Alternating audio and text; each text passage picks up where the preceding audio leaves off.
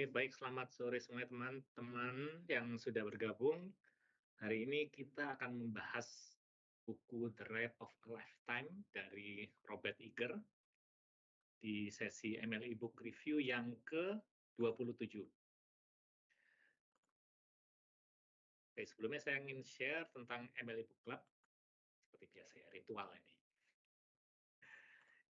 Ya, kita udah 2 tahun lebih berdiri dan saat ini di WhatsApp group kita ada 148 kalau nggak salah, masih tetap 148 member. Dan kita ada mini library di lantai 7. Silakan kalau misalkan teman-teman mau mampir minjem buku dari situ juga boleh. Yang minjem dan belum dikembalikan, harap segera dikembalikan. Yang minjem udah ada yang resign, ada yang ini ya. Kita ada Yammer page juga, cuman ya belum, udah lama kayak belum update ini. Terus ini kegiatan kita monthly book review dan kita juga punya ya daily sharing di dalam WhatsApp group kita. Ya, mudah-mudahan teman-teman juga aktif ya berpartisipasi di dalam WhatsApp grupnya. Dan ini tahun pertama kita udah membahas 12 buku, dimulai dari buku Digital Minimalism dan diakhiri Why We Sleep. Lalu tahun kedua kita bahas buku, nah ini ada 12 buku juga. Dan ini kita masuki tahun ketiga.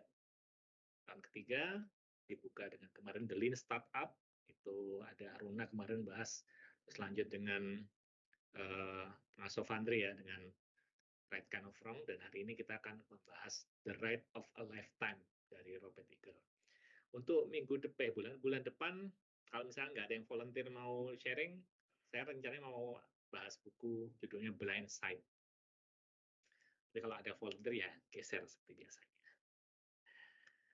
Oke, untuk ketentuan ngikutin book review ini simple, jadi ya semua bebas lah mau join sebagai reviewer atau untuk sebagai yang join sebagai audiens di sini silahkan. Terus kemudian mari kita berdiskusi dan bertanya tentang topik-topik yang disampaikan di sini, dan diharapkan semua bisa open mind sehingga masing-masing bisa belajar dari perspektif teman-teman yang berbeda. Terus juga ada rule-nya Gai Kawasaki, ini 10, 20, 30, yaitu kalau misalkan teman-teman mau sharing sebagai volunteer reviewer, syaratnya ya cuma maksimum 10 slide. Sharingnya maksimum 20 menit dan fontnya ya jangan terlalu kecil-kecil. Font 30 tuh sulit banget ya, Pak? Susah emang. Iya loh, biasanya kan 18. Ya, poinnya kan supaya kita dikuatkan di diskusinya sebenarnya. Oke, terus bahkan tanpa slide pun nggak apa-apa sebenarnya. Itu kan maksimum 10 slide. Tanpa slide pun nggak apa-apa. Sharing ngobrol Masa gitu. kadang-kadang nggak sanggup ininya, mengingatnya.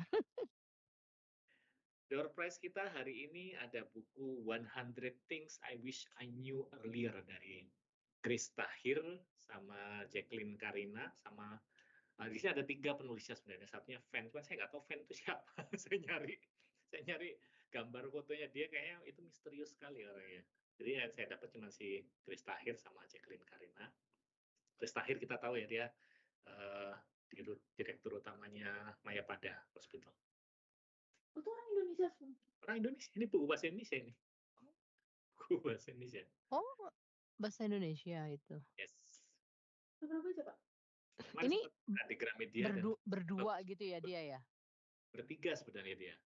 Oh, salah satu lagi fan gitu. Fan. Makanya Fan dia lebih banyak ilustrasi, bikin ilustrasi gambarnya. Bagus ini. Karena saya bingung mau beli buku apa udah. Ini aja kayaknya bagus. I wish I knew earlier. Oke, yang belum registrasi silakan ya. Registrasi. Ya Allah. Ya, karena hari ini nggak terlalu banyak yang join karena kesedot ke Adirai mungkin ya. Kesedot ke Adirai, terus kemudian ada yang outing juga, terus banyak yang WFH juga kalau hari Friday ya. Kita diskusi, biasanya semakin sedikit orang itu diskusinya malah lebih asik. Oke, kita masuk ke pembahasan bukunya ya. Buku ini sebenarnya saya bikin slide-nya ini pun udah lama sebenarnya. Jadi nanti kalau agak-agak lupa harap dimaklumi karena ini udah lama, mungkin 2 tahun yang lalu saya bikin ini. The Ride of a Lifetime ini ditulis oleh Robert Iger yang waktu dia menulis buku ini sebenarnya dia sudah pensiun, maksudnya udah digantikan dia oleh si penulisnya Bob Chapek yang namanya, yang sesudahnya dia. Tapi terus kemudian dia diangkat lagi jadi CEO. Jadi dia CEO apa? Disney. Oh. Nah, dia adalah CEO Disney saat ini. Jadi kalau kita ngelihat perjalanan CEO-nya Disney itu dari tahun berdirinya tahun 1929 itu CEO-nya adalah Roy O. Disney. Terus kemudian itu paling lama dia dari 1929 sampai 1971, terus gantikan dengan itu sampai ke si Michael Eisner, itu juga cukup lama dia. Dan tahun 2005, halo Mbak Ella, sudah? Silakan ambil konsumsinya. Jadi tahun 2005 Bob Iger terpilih menjadi CEO Disney tahun 2005, dan dia 15 tahun belum digantikan oleh si Bob yang itu ya, yang lelah dia mungkin ya. Bob capek. Bob capek. Bob Chapek ini nggak lama, dia cuma 2 tahun. Terus kemudian si Bob Iger, Robert Iger ini yang naik lagi. Nah, buku ini dibagi menjadi 2 bagian, yaitu yang bagian pertama adalah tentang learning, bagian kedua tentang leading. Jadi kalau melihat learning di sini adalah bagaimana perjalanan karirnya si Robert Iger ini sebelum dia menjadi CEO. Perjalanan dia yang dilalui sampai dia jadi CEO. Terus part 2-nya itu ketika dia sudah jadi CEO. Dan keputusan-keputusan penting apa yang diambil ketika dia memimpin itu ada di bagian 2. Nah, ini adalah perjalanan dia. Jadi kalau membaca buku itu ya namanya itu buku biografi ya, mirip biografi kalau saya bilang ya di situ ya. Tapi ada nilai-nilai leadership yang kita bisa ambil dari situ. Jadi si Bob Iger ini atau Robert Iger ini dia join di ABC stasiun TV ya dulu 74 sebagai studio supervisor. Jadi sebenarnya dia memulai dari level yang bawah sebenarnya dia sebagai studio supervisor. Dia menceritakan bagaimana di posisi itu dia kadang jam 3 pagi ditelepon, dia harus bantu untuk meliput berita atau apa, bawa peralatan-peralatan untuk broadcasting, itu dia menjalani itu semua. Jadi si Robert Iger ini memang memulai dari bawah tahun 74, terus kemudian si ABC ini diakuisisi oleh Capital City Communication, terus kemudian di tahun 85 ya itu ya, terus dia menjadi VP dari ABC Sport. Terus kemudian ada tahun 88 dia jadi presiden ABC Entertainment. Dan itu berjalan sampai kemudian ABC diakuisisi oleh Disney tahun 95, dan tahun 2005, 10 tahun kemudian dia menjadi CEO. Jadi cukup panjang perjalanannya dia ya, dari 1974 sampai 2005 dia menjadi CEO. Jadi sebenarnya kalau lihat dari sini kita bisa ngambil pelajaran bahwa kita kalau nggak usah berkecil hati, kita bisa jadi CEO ya. Aku juga gitu tadi Pak, ngitung-ngitung. Hitung-hitung berapa tahun lagi ya. Tapi kan dia jadi presiden lama-lama jadi sekitar ya dari umur aja 14 tahun. Renang masih muda. Nah, di dalam perjalanannya dia itu sebenarnya apa sih yang dia pelajari dari yang diceritakan di buku itu adalah humble beginning and work ethic. Jadi harus humble beginning. Kita mulai itu nggak usah terlalu yang harus yang top gitu. Ada seksi publikasi. Ada dokumentasi. Habis meeting kan biasa. Itu dulu, nggak kelihatan aku Mbak. Nggak sedih. Ada Pak. Bertiga sedih.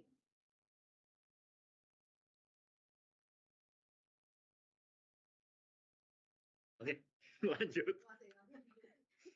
Humble beginning and work ethic, terus kemudian juga adaptability in the face of change. Artinya kita harus siap dengan perubahan-perubahan. Tadi kalau melihat dari perjalanan tadi kan ada kondisinya dia dari stasiun TV ABC, terus ABC diakuisisi sama perusahaan yang lain, terus kemudian dia harus memegang posisi dari sport pindah ke entertainment. Itu banyak perubahan-perubahan yang dia alami, yang ya memang itu proses kita dalam menjalani karir di situ. Kadang kita harus menghadapi perubahan karir, perubahan role. Tapi ya nggak apa-apa, itu adalah proses kita untuk belajar. Terus yang ketiga adalah tentang mentorship and observation. Ini bagaimana kita mempunyai kayak role model ya, mentor. Kita punya mentor, dan di foto ini adalah salah satu mentornya dia. Namanya siapa ya kemarin ya? Dia banyak cerita tentang si orang ini.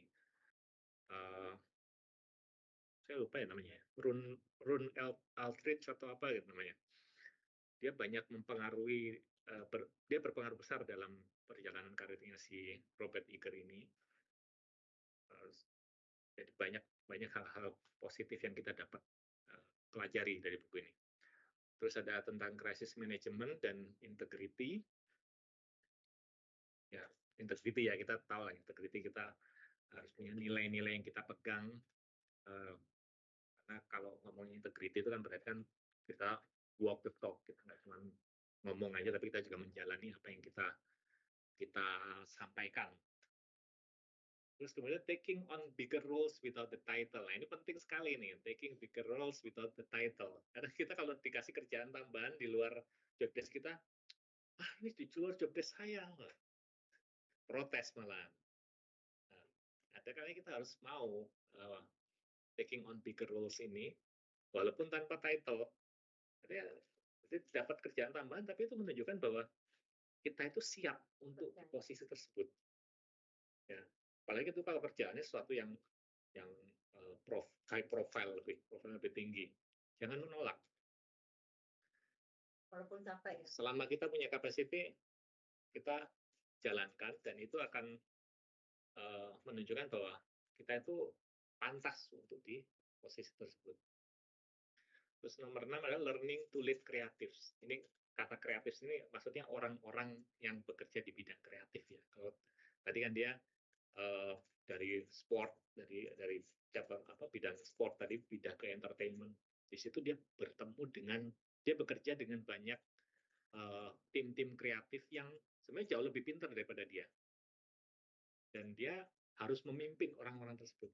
Itu kan sesuatu yang tantangan juga. Kita harus memimpin orang-orang yang lebih pintar dari kita. Lebih expert gitu ya daripada. Lebih expert. Itu kan butuh apa ya? Artinya nilai leadership-nya dia yang dicari di situ. Kalau masalah skill itu tadi, dia yakin mereka pintar. Betul. Learning to lead kreatif. Bagaimana cara memimpin orang yang lebih pintar. Nah, sekarang kita lompat ke part 2, ketika dia udah jadi CEO. Pada saat dia jadi CEO itu ada 3 top priority. Prioritas utamanya dia itu 3 untuk membesarkan Disney. Yaitu pertama adalah invest in high quality branded content. Berinvestasi di konten-konten yang high quality, yang bernilai tinggi, kualitasnya tinggi.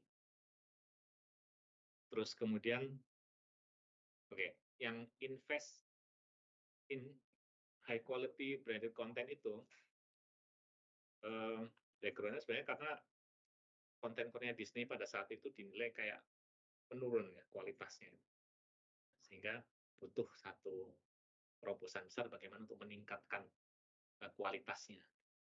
Dan nanti akan diceritakan apa yang dilakukan oleh si Robert Iger itu untuk poin nomor 1. Nomor 2 tentang penggunaan teknologi dalam meraih konsumen-konsumen. Ini mulai merambah ke teknologi. Dan 3 adalah grow business global presence.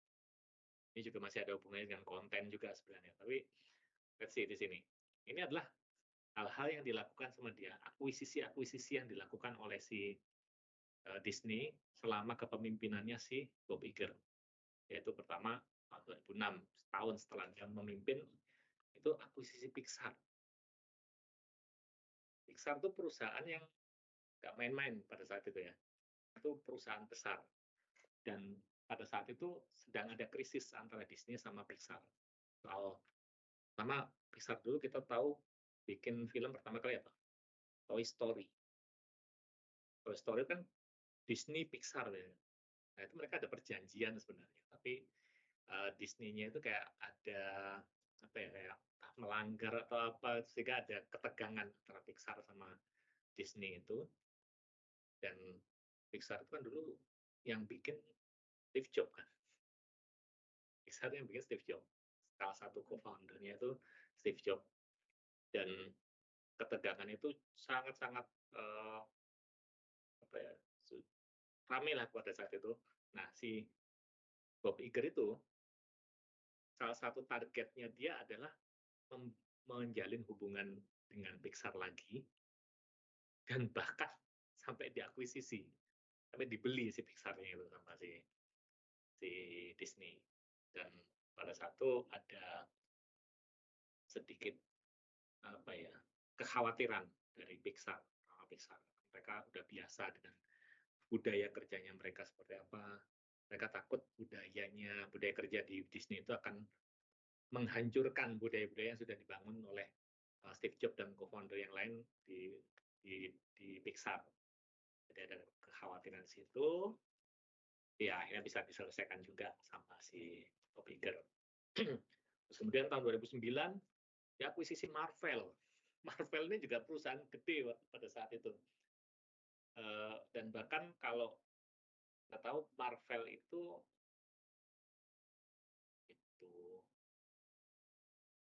Avenger dan kawan-kawannya itu 2009 itu.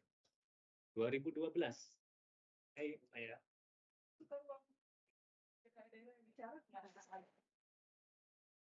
ada Adira.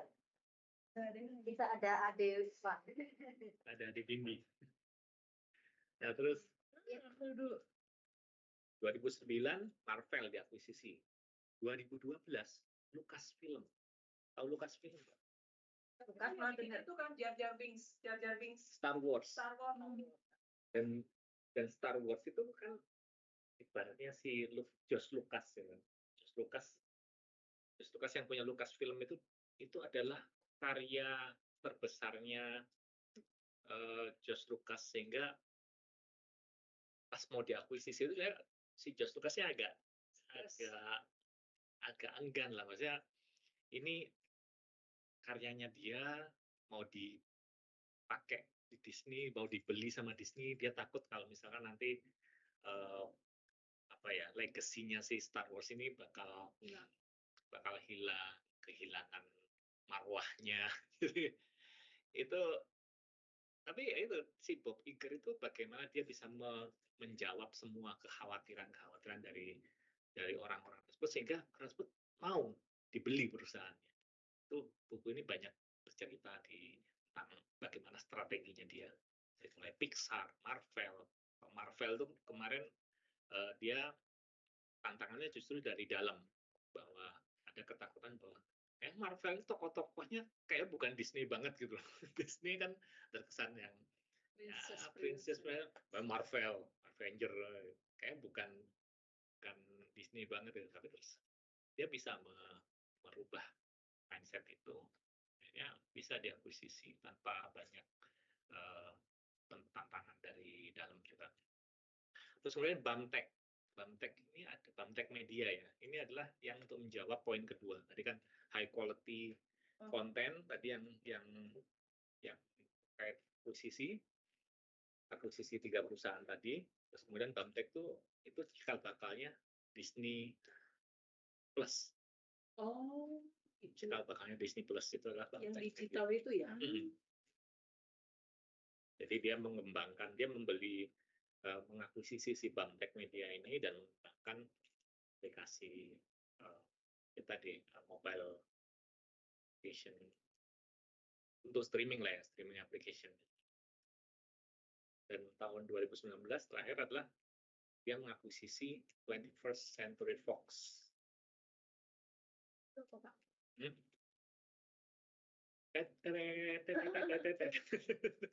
production juga. Iya. Dan dia kayak si National Geographic gitu kayaknya. Di situ juga kan ya. Aku gitu deh. Nah, itu selama dia memerintah, selama dia memimpin Disney, ini adalah akuisisi yang terjadi dan perusahaan-perusahaan besar ini bisa dibeli sama dia.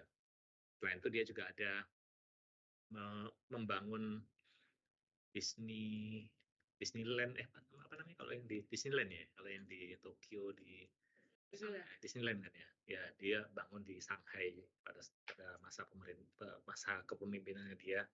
Itu dia membangun Disneyland di Shanghai. Nah, ini sebenarnya poin-poin yang tadi tentang Pixar, ada kekhawatiran apa ini sebenarnya nanti bisa saya share sini, nanti bisa dibaca.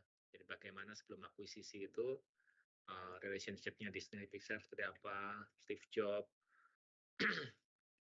strategi yang dia bagaimana dan outcome-nya apa.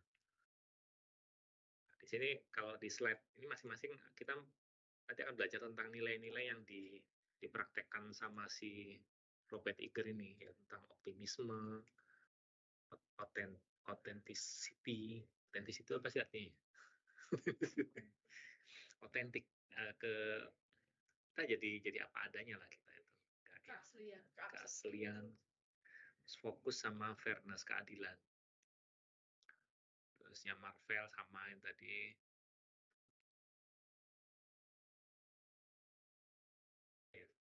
Karena waktunya terbatas, saya cepat aja ya di sini ya. Tadi sempat saya singgung semuanya. Nah, ini adalah summary-nya sebenarnya dari ya kayak prinsip-prinsip yang diterapkan Iger dalam kepemimpinan dia. Pertama adalah optimisme. Kita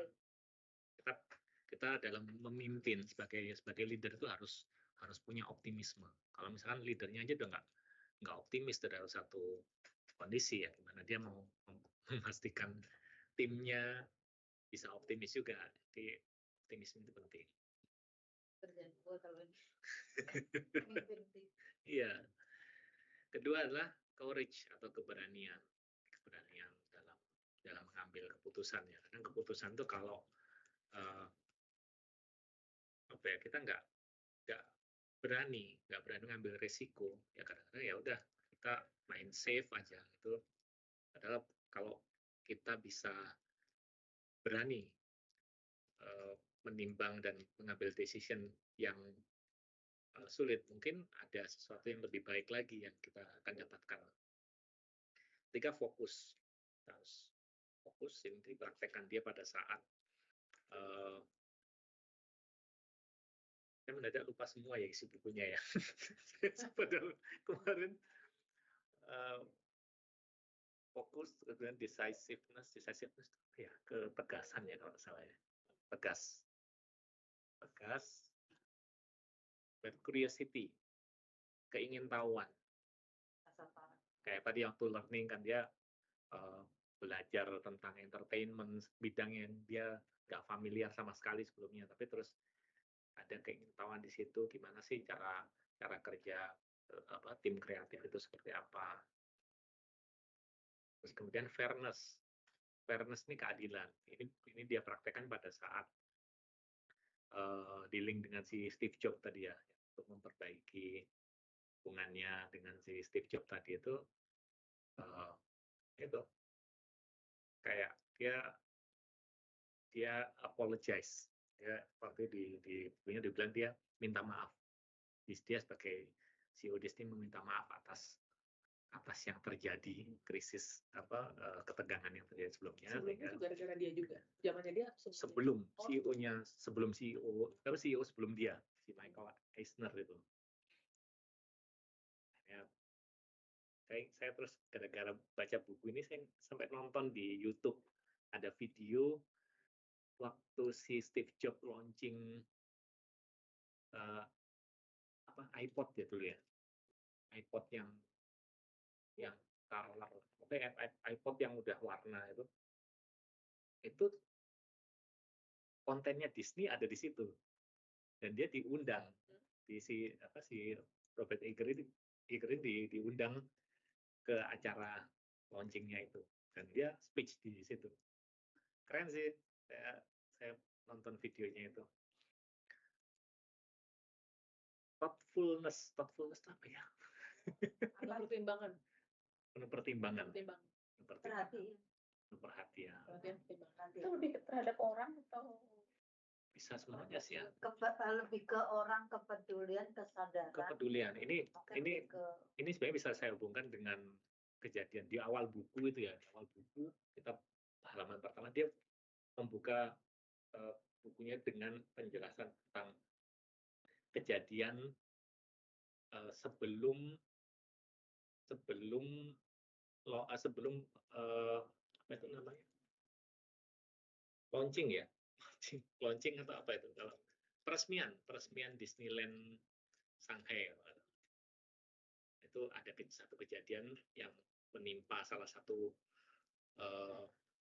pengunjung resortnya Disney di Orlando atau di mana gitu, sehingga anaknya keluarga tadi meninggal di sana karena diserang sama aligator atau apa gitu. Nah itu si Robert Iger itu penuh perhatian tadi itu, dia benar-benar menunjukkan betapa dia peduli kepada keluarganya itu. Authenticity tadi kita sudah bahas ya, keaslian, kita menunjukkan tentang diri kita. Terus 9, relentless pursuit of perfection. Ya, kita harus berusaha mencapai kesempurnaan. Memang kesempurnaan adalah milik Allah. Tapi itu sebenarnya karena kesempurnaan itu memang nggak bisa dicapai, tapi kita pursuit of perfection ini juga jadi sesuatu yang perlu justru kalau misalkan perfection ada satu titik akhirnya, itu ya udah begitu nyampe situ udah stop. Jadi kalau ini jadi continuous improvement terus lah itu ya depannya. Dan 10 adalah integritas. Walk the talk. Oh, udah habis. Nggak banyak kan? Mudah-mudahan nggak banyak, tapi waktunya udah. Kita sambil diskusi lah ya, kita bagaimana, ada teman-teman ada yang mau berpendapat tentang zamannya dia ada kayak peningkatan pendapatan kayak gitu nggak sih Pak di Disney? Ada dijelaskan di buku itu? Pastinya dari kepemimpinannya dia gitu ya? Aku lupa sih, harusnya ada ya, cuman nggak terlalu pastinya dengan dia akuisisi perusahaan-perusahaan gede kayak gitu, apa ya, banyak konten-konten baru. Kita lihat Star Wars yang sebelumnya cuman waktu akuisisi itu kayaknya mau yang episode 7 The Force Awakens. Star Wars tuh yang ini kan sih, Picard buat sih. What? Itu Star Trek ya? Iya, itu Star Trek. Oh, Star Trek. Star Wars tuh yang Amidala. Ada yang fansnya Star Wars juga di sini?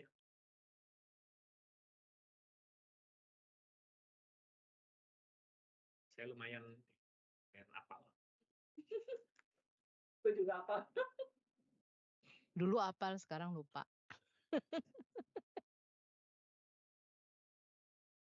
Tapi kalau akuisisi itu modalnya si Disney karena udah gede banget. Yang dibeli banyak banget sebenarnya. Disney memang gede sih. Kayak Manulife lah, beli John Hancock, beli ini, beli itu.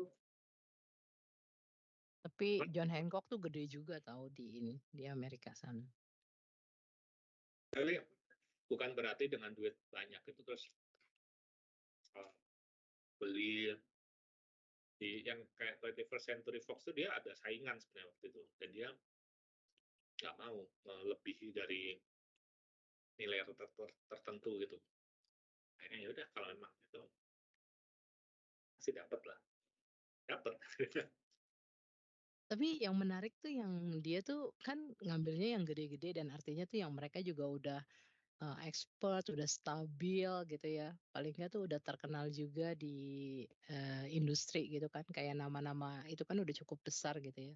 Berarti di sini tuh dia benar-benar apa ya namanya, bisa mengambil resiko tersebut, tapi resikonya itu dia juga bisa ukur gitu. Jadi dia berani apa istilahnya mengambil keputusan itu, dan imbalan yang dia terima tuh juga signifikan gitu gak sih, Mas Iwan?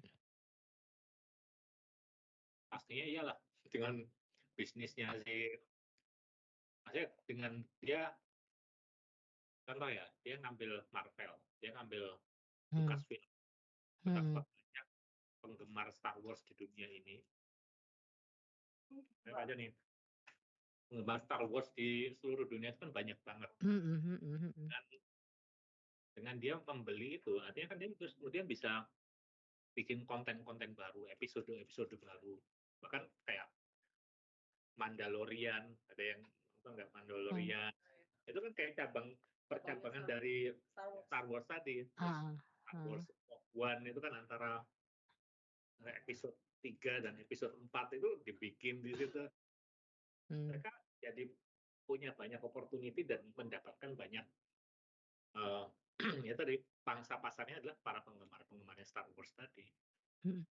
Ya artinya kalau diimplikasikan gitu ya ke keseharian kita, ke apa pekerjaan sehari-hari kita nih, ya nggak segede dia juga sih, tapi paling tidak kan kadang-kadang yang namanya perubahan struktur ataupun misalnya di apa ya namanya, di kita tuh kadang-kadang seringkali yang tadinya mungkin kita biasa aja menghandle tim yang mungkin secara apa, yang awalnya tuh timnya itu memang tim-tim biasa aja, terus tiba-tiba ada perubahan yang harus kita memimpin suatu tim yang ternyata dia jauh lebih expert dari kita.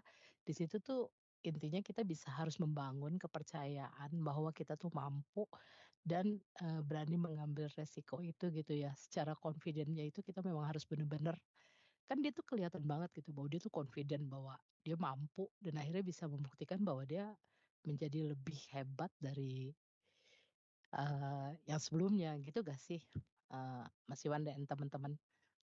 Artinya kayak kalau misalnya tiba-tiba nih kan kadang-kadang, dulu dia tuh bos gue, tiba-tiba ada perubahan, sekarang gue nih yang jadi bos dia gitu kan, ada dong, ada kayak begitu kan. Ya awkward gitu ya. Ya kan ada awkward kayak gitu tuh. Itu mungkin bisa jadi ini tuh, apa ya namanya, insight juga ya, kayak wah dia pasti membangun kepercayaannya tuh luar biasa. Dan sering sih, maksudnya bahwa tim kita lebih pintar dari kita itu sebenarnya Betul. itu sesuatu yang wajar. Yang dicari dari seorang leader apa leadership-nya? Leadership itu artinya apa? Bagaimana dia bisa mengarahkan timnya, bagaimana dia bisa membangun, bagaimana dia bisa punya visi, bagaimana dia bisa memberikan purpose ya. Kalau di review buku yang Start with Why, bagaimana kita bisa menanamkan why-nya. Kenapa ini harus dilakukan? Kenapa pekerjaan ini harus dilakukan? Kalau misalkan cuma sekedar kita buat aja, kerjain ini dong, kerjain ini. Akhirnya dia mengerjakan cuma karena disuruh. Tapi kalau misalkan bisa menanamkan why-nya, itu timnya pun akan dengan ikhlas. Bukan ikhlas satu hal lagi, tapi paling nggak dia tahu bahwa apa yang dilakukan itu purpose-nya memberikan ya. dampak yang lebih besar kepada organisasi.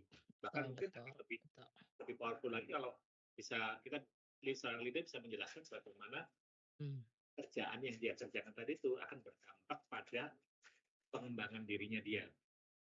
Kamu akan jadi lebih paham tentang ini, kamu akan bisa lebih confidence semua akan lebih meningkat lagi dengan handle kerjaan ini. Itu yang perlu ditanamkan. Jadi bukan why-nya bukan cuma sekedar dari sisi organisasi, tapi juga dari sisi si anggota timnya itu, pengembangan diri si anggota timnya tadi.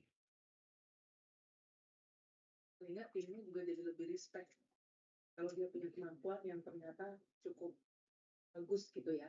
Iya. Itu tadinya anak buahnya.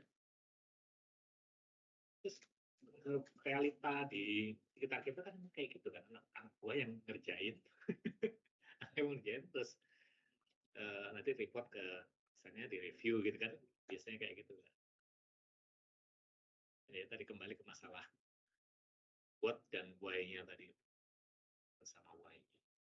Kita cuma what aja yang kita turunin ke bawah, ya cuma sekedar kamu melakukan ini karena kamu disuruh sama atasan. Kalau kita bisa memberikan why-nya, itu hasilnya harusnya lebih berkualitas lah ya.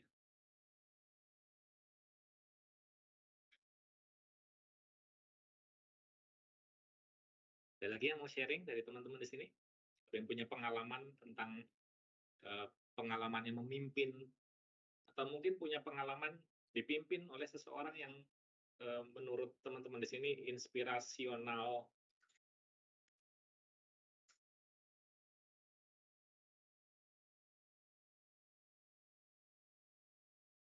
Ada yang share juga nggak Pak waktu pertama kali mungkin mendapatkan role sebagai leader itu? Gimana dia adapt-nya?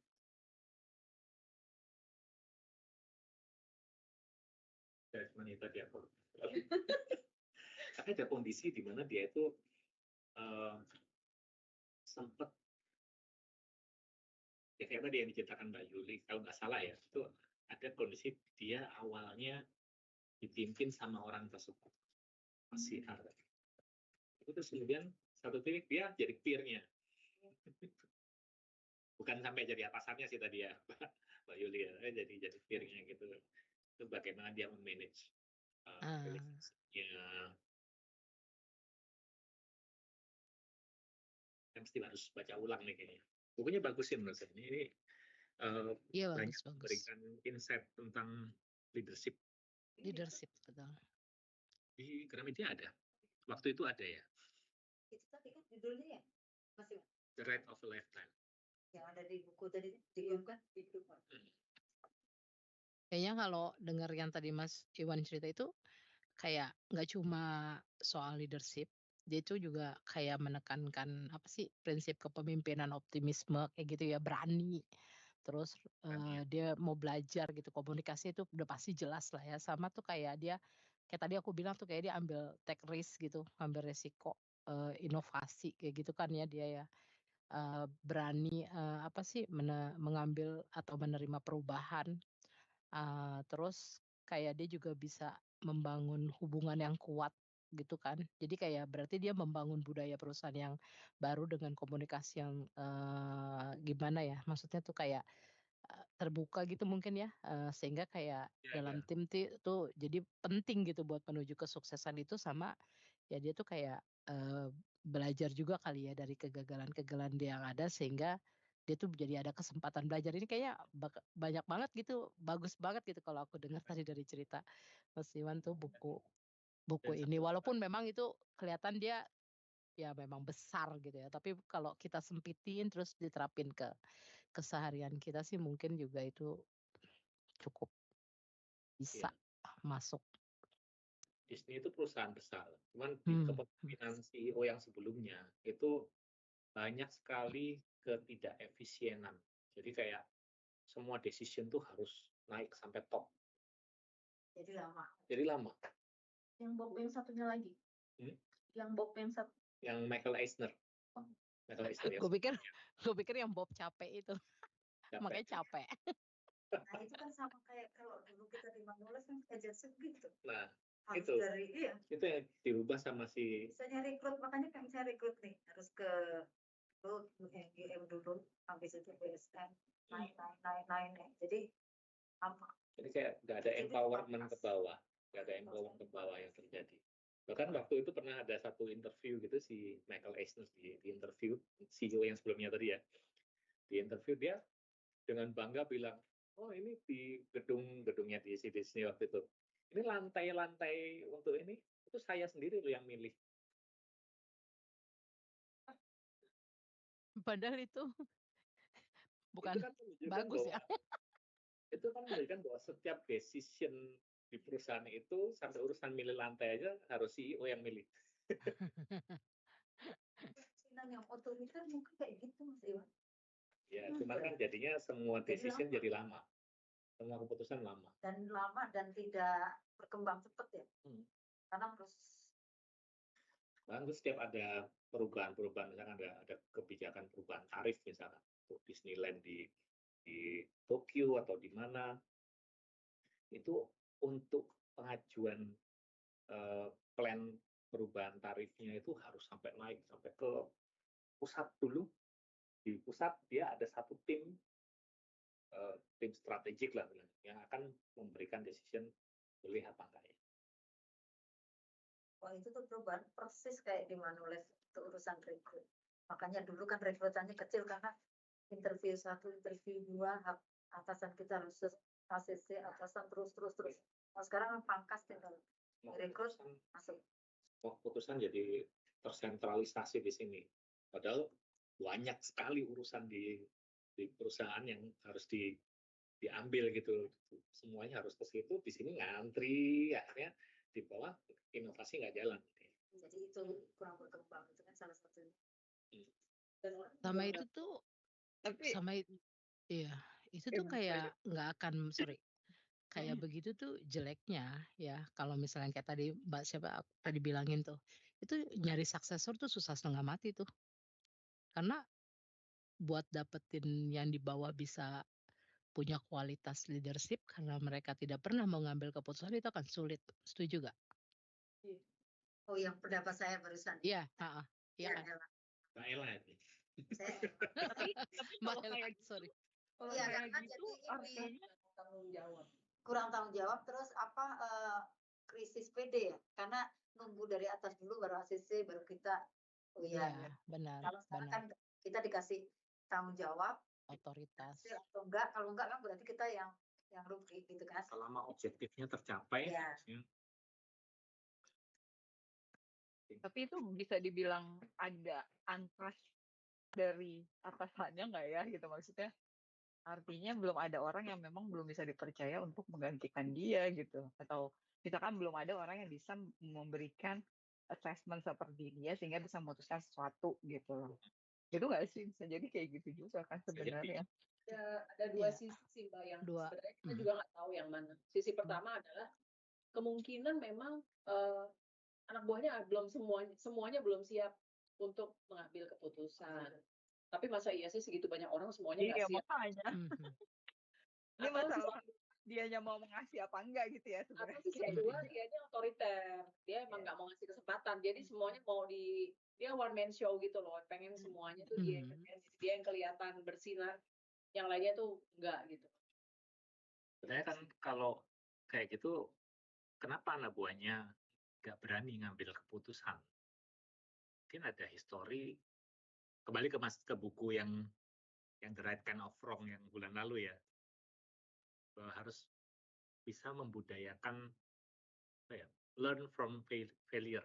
Jadi jangan takut kesalahan, karena itu adalah proses belajar. Proses inovasi dimulai dari kita melakukan kesalahan, terus kita mencari cara baru untuk menyelesaikannya. Nah itu mungkin nggak terjadi di zamannya si Michael Eisner tadi, yang CEO yang sebelumnya. Jadi semuanya harus nggak boleh salah sehingga untuk memastikan tuh nggak ada kesalahan, keputusan harus diambil oleh satu departemen yang dibikin sama si Michael Eisner tadi untuk mengambil keputusan untuk semua urusan di Disney. Oh, dan isinya orang-orangnya dia ya, orang-orang kepercayaan dia harusnya kan. Berarti dia nggak bisa percaya sama orang gitu, dia percayanya sama ininya dia, kroni-kroninya dia aja gitu. Itu yang dijelaskan di buku ini. Jadi saya lupa nama timnya apa, kayak strategic planning. Ada ya? Itu bukannya kalau sama aja kalau ganti kepemimpinan gitu. Misalnya udah misalnya di kabinet kan misalnya ganti kepemimpinan, orang-orangnya dia dipakai yang enggak singkirin. Kalau seperti itu juga kan. Ya kan? Jadi dia hanya percaya sama orang yang dari jalur dia. Di kantor pun mungkin seperti itu kan. Nepotisme. Kroni-kroni tadi. Kan sebenarnya kan sebenarnya ya kalau misalnya kita yatim kan kita pilih orang yang seklik sama iya sefrekuensi itu kalau bisa milih ya. Tapi kadang kita kita join di sebuah organisasi terus kita harus memimpin satu tim yang kita nggak tahu mereka siapa. Kalau dilihat di Google nih sini, mengapa Michael Eisner meninggalkan Disney? Tahun-tahun terakhir Eisner di Disney penuh gejolak. Serangkaian kegagalan box office pada tahun 2000-an awal, perseteruan publik dengan mantan rekannya seperti Jeffrey Katzenberg dan Steve Jobs, dan ketidakpuasan terhadap gaya manajemen Eisner berpuncak pada kampanye Selamatkan Disney yang diorganisir oleh Roy E. Si CEO yang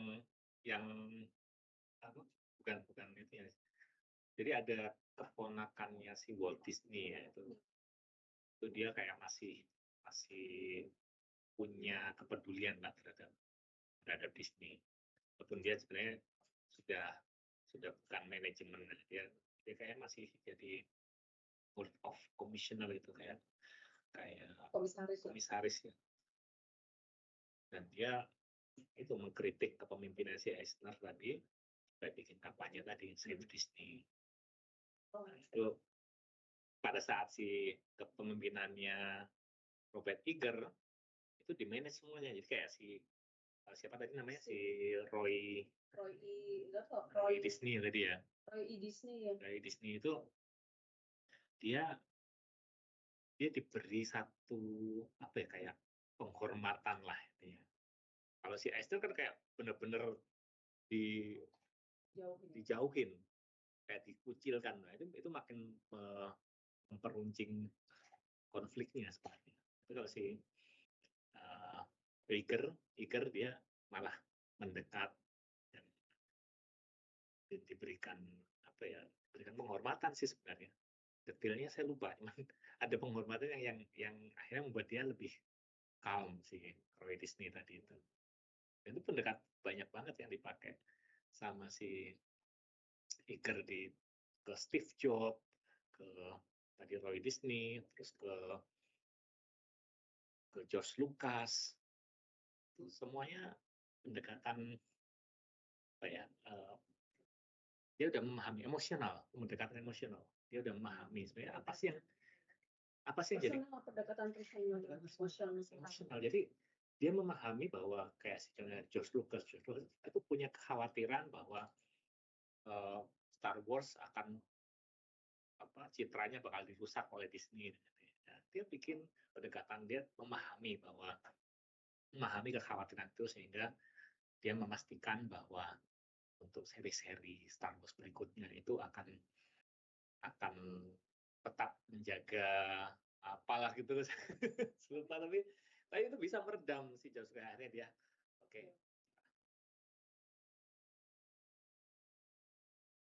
Seri-seri Star Wars yang berikutnya nggak meledak ya, kayak Mandalorian, terus apa itu kayaknya nggak kayak Star Wars ya. Out of topic nih. Kalau fansnya mungkin masih ya. Aku sih nonton semuanya sih. Kecuali yang kartun ya. Kalau Mandalorian aku nonton. Terus gitu ya. Aku nonton juga sih, cuma satu seri doang. Aku merasa kok kayaknya udah nggak Nggak George Lucas nih. Oh iya, sama yang tadi ada poin ketiga, dia kan global presence tadi kan. Presence lihat aja konten-kontennya Disney.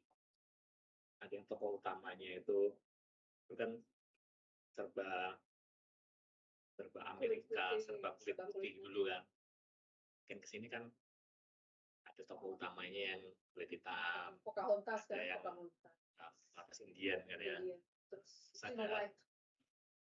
Oh, bukan tokoh utamanya yang kulit putih, Pocahontas. Yang gagal-gagalnya. Oh itu gagal itu sih filmnya itu gagal itu.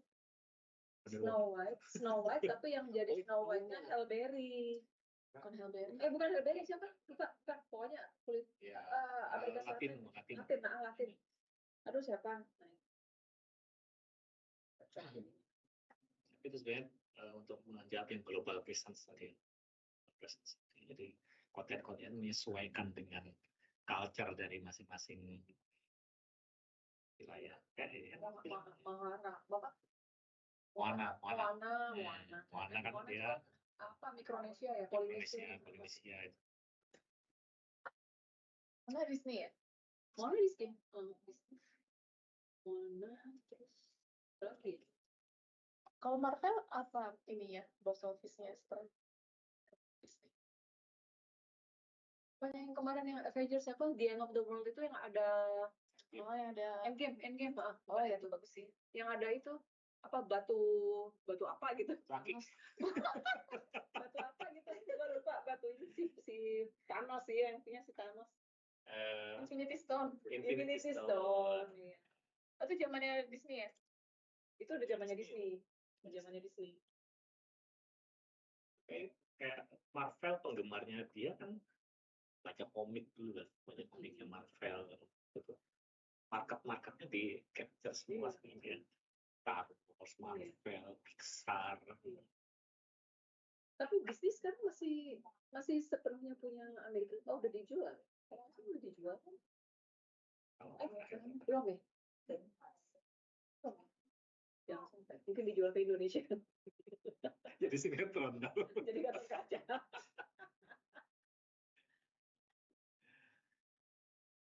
Oke. Teman-teman udah pada registrasi belum ya? Ayo Mbak Ella. Gue belum. Masih. Kamu nitip lagi Mbak Ella. Registrasi. Ya. Registrasi. Bentar, aku share lagi ya QR-nya biar teman-teman bisa registrasi sebelum kita undi. Kita ada ini yang join nggak banyak, jadi mudah-mudahan peluangnya makin besar. Pesimis. Pernah dapat buku. Aku malah senang buku. Biasanya aku udah dapat berapa buku Mbak? Dapat berapa buku? Nah ini Mbak Ella dapat 2 kalau nggak salah ya. Pertama kali join langsung. Ada yang dapat banyak loh. Ada yang dapat banyak. Saya belum pernah review. Nomor 1-nya masih Mbak Yuli atau masih. ada yang lain? Nggak usah, jangan disebut namanya. Jangan gitu dong. Merasa tertuduh nih Akio. Kalau hari ini dapat lagi ini dong udah pasti ya. Butuh wajah baru nih, butuh udara baru. Kagak lah, nggak apa-apa. Udah Mbak Yuli jangan ikutan dulu deh. Jangan dong, Trit. Iya, Mbak Astrid lah. Astrid. Review. Aduh, sorry guys, ini sekalian mau pamitan. Trit, pamitan nggak apa-apa. Yang penting kan tetap di semua di. Ya iya dong, di book club kita itu ada nggak cuma Manulivers tapi mantan Manulivers juga ada. Belum ya? Tapi kan di WA group, kalau di Teams kan enggak. Sudah bergabung. Bisa. Diundang berarti Pak Iwan, di-share di WhatsApp, nyalinya Pak. Ngomong-ngomong aku kok nggak bisa submit. Oh, oke. Kok masih abu-abu ya? Bisa. Tapi kayaknya nggak ada. Udah MLI Club Terakhir kapan bahasnya? Last day 31 Juli ya? Gimana nih? Akhir Agustus. Siapa yang pamit? Astrid. Astrid kemana? Mau pulang kampung. Ya itulah kenapa Mulai Mas. DC ya Mas Iwan Ya, ya. berarti Astrid yang akan ini dapat nggak dapat Iya. Astrid yang akan review. Mau nggak mau. Udah Mela ya? Tanggung jawabnya berat ya, Mbak. Pertanyaannya banyak banget Mas. Iya, apakah Anda sudah bertanya? Kalau udah Kirim Udah register gue. gue lupa udah register belum ya? Itu aja lagi. Nanti double. Ini demi Bayu, MLI. ngapain sih jauh-jauh di situ, bukannya ke sini? Tahu nih. PW. Kok kita jemput? Perlu Ini loh, butuh yang ngabisin makanan, minuman. Ya ntar aku pasti ngambil itu. Jatahku Iya, ada kalau di itu situ sih. ya. Ntar kita ini di lantai berapa sih? O3. di dedikasi. Guys, ada makanan lagi. Iya. Kita Gue di situ tadi dikira, ayo absen dulu mau ada enggak, aku mau ada Iwan. gue mau masuk situ tadi, mau ikutan, nggak boleh. Katanya harus daftar dulu. Have a good weekend ya, guys. Emang harus daftar sih? Iya daftar. Gue belum sempet daftar, gue malah berlewat. Bisa di paste. Aduh, Telat Pak. Bentar. Kok nggak bisa di paste? ya Kalau aku grupnya mah. sekarang Mas Iwan jam meetingnya udah aku majuin demi ini, jadi kayaknya Jadi nge-review pun bisa ya harusnya. Aku aja sebenarnya WFO ini aku demi Mas Iwan nih. Aku ajuin setiap meeting Jumat 3:30 pada nanya mau Luar biasa loh ini. alasannya gini aja supaya nggak macet bulannya padahal mau masuk kelas ini. Luar biasa, dedikasi. Berarti Mbak Ella ini dong Yes, memberikan yes, yes, inspirasi lebih. Kalau review belum berani. Apa? Tapi review aja, kalau ada yang lupa-lupa ntar tinggal bikin kontekan. Iya. Ada Mas Iwan. Tapi itu Mas Iwan tadi bisa simple banget reviewnya.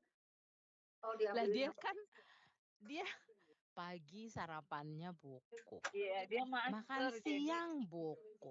Malam mau tidur dia buka buku dulu. Gimana enggak? Bukunya tebel itu hasilnya cuma beberapa slide ya. Luar biasa.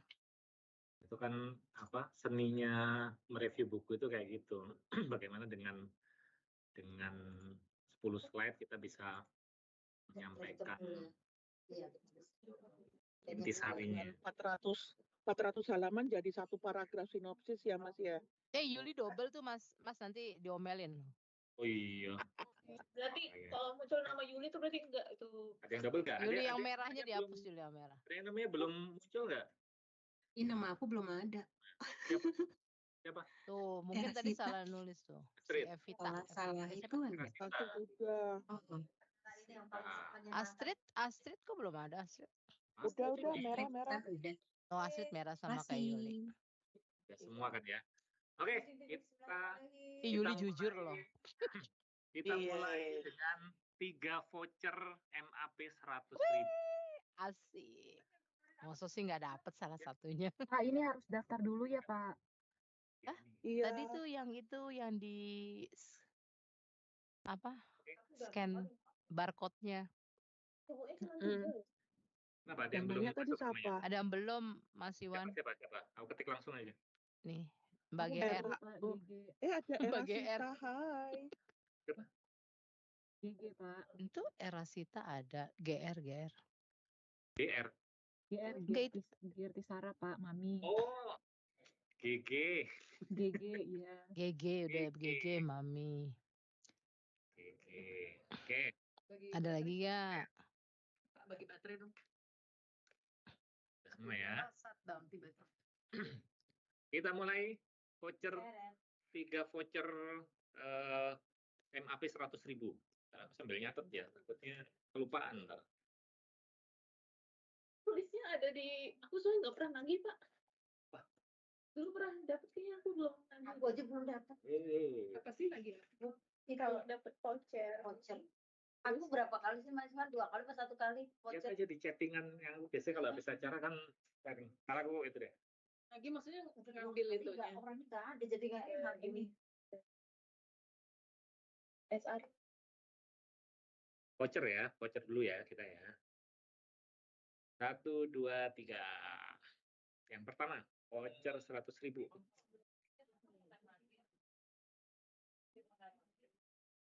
Rudi, siapa tuh? Mas Rudi Purwanto ya? Hadir, Pak. Alhamdulillah. Begini kali. Badannya gede ya, gue pengen lihat. Gede banget badannya. Oke, berikutnya yang kedua, voucher. Voucher yang kedua.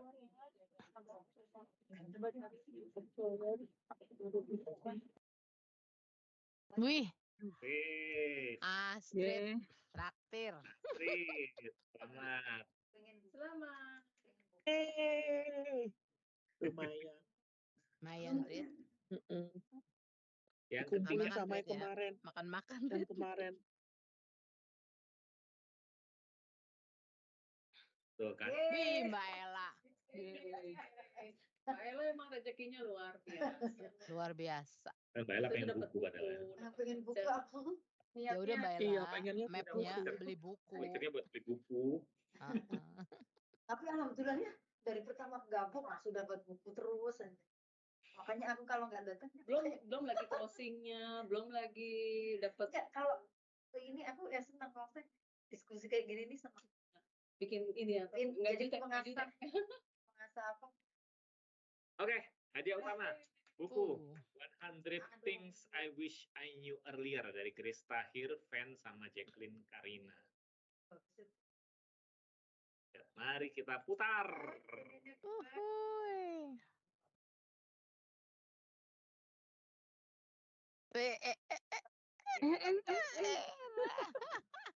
Asik. Alhamdulillah. Berarti bulan depan era Sita. Yeay, Mbak Era. Bagus kok. Dikirim ke Tangerang, Pak. Itu kayak kumpulan tulisan-tulisannya mereka, entah mereka posting di blog atau apa gitu kayak. Jadi nggak satu gitu ya? Nggak satu yang panjang, jadi ada kan 100 hal. Jadi ada 100. Kayak film, kayak buku ini Rubuhnya Surau Kami. Dalamnya tuh banyak cerita-cerita pendek. Iya. Tapi itu generasi apa? Nggak angkatan. Nah, Pujangga baru. Ini Mbak Sita di Tangerang kan ya? Iya, titipin Iya, aku Pak. aja. Bapak datangnya Minggu jangan depan pas aku Sabtu, ke Pak. BSD. Oh iya, Mbak Astrid. Sabtu ya? Datangnya mampir. Saya udah WFU 5 hari. Oh iya. Oh, mana lebih? Mas Iwan lebih itu. Gimana ya ngasihnya ya? Saya lagi mikir nih. Kirim. Kan lewat kantor Tangerang kan Mas Iwan. aja, Mbak. Kok kirim sama Mas Iwan? Bisa. Kirim. Ya kirim aja. Emang rumahnya di mana, Mbak Sita? Rumah di mana? Rumah di Villa Mutiara Serpong, Pak. Oh, kalau weekend aku bisa sepedaan ke sana. Spesial. Mas Iwan kalau gorengan berarti ke Depok ya? Gorengan sama kopinya jangan lupa Mbak disiapin. Mantap. Itu juga. Ada hobi baru nih. Kenapa? Apa hobinya Pak Iwan sepedaan udah lama. Lama kalau itu. Sejak pandemi. Oke. Terima kasih teman-teman semuanya sudah bergabung. Terima kasih. Selamat buat yang sudah memenangkan voucher dan juga buku. Kemudian nanti bulan depan kita bisa ketemu lagi di sesi book review yang ke-28. Oke. Alhamdulillah.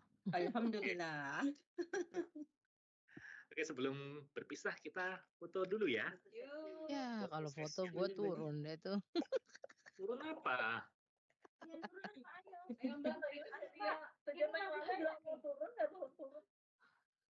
Nggak bisa kakinya diikat. Panggil orang. Bulan depan sharingnya Mbak Yuli dari Toronto. Oh iya. Oh ikut. Mbak Yuli dari Toronto. Seru juga ya. Ya sama Pak Wawan Dedeng ya. Dari kapan ya?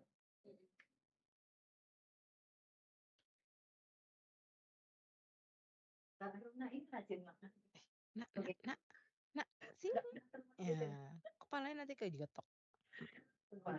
Enggak di ini operation, tapi Orion. Kalau aku karena biasanya itu meeting jam 4, makanya kayak aku tuh kalau mau mulai sesuatu telat itu nggak senang, makanya ya udah meetingnya aku maju jadi setengah 4 nggak selesai, mulai setengah 2 gitu. Alasannya kenapa biar nggak pada macet kan, ya jadi nggak ribet. Macet nah, padahal aku bisa lari ke sini jadi nggak telat. Gila apa tadi Mbak? Di WA aja. Sherlock. Panggilannya Erasita ya? Atau ada panggilan? Sherlock, Mbak. Hah? Di Sherlock. Ya, nantilah. Jangan lupa siapin gorengan sama kopi buat Pak Iwan nanti pas ketemu nganterin. Capek kan? Tenang. Kopi tanpa gula, Pak. Hitam ya. Kedua kopi tanpa gula. Jangan lupa gorengannya. Wah, requestannya banyak toh.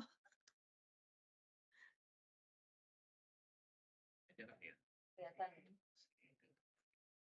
Pak Joni agak kesampingan aja. Yang online kelihatan nggak? Kelihatan semua. Kelihatan semua loh. Oke, 1, 2, 3 kamera. 1, 2, 3. 1, 2, 3. Banyak ya. Harus 3 kali, biasa di brand juga gitu 3 kali. Makasih ya. Makasih ya Pak Iwan, Pak Jun. Oke, terima kasih semuanya. Terima kasih banyak, Pak. Terima kasih. Dadah. Thank you semua. Dadah. Ambil kuenya. Ya. Pak Iwan atur suwun, Pak. Aku belum pernah kenalan.